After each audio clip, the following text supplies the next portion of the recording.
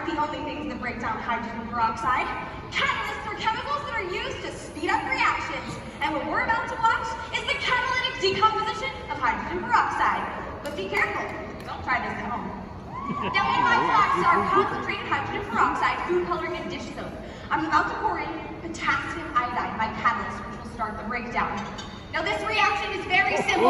It only produces three things: water, oxygen gas, and heat. The heat is formed from the breaking of the bonds within the hydrogen peroxide molecule, and the oxygen gas is trapped in the dish soap towards the foam so we can see how far the reaction has progressed. Now the next time that you see a bottle of hydrogen peroxide, I hope you impress your friends with what you've learned. Keep an eye out, because science really is all around us.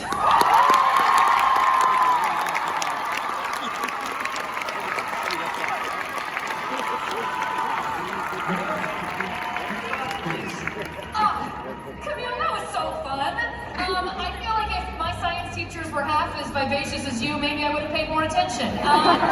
This is just such an interesting idea. I don't know where you got the idea for it, but I really appreciate your energy, your enthusiasm, and just the showmanship of science in this way.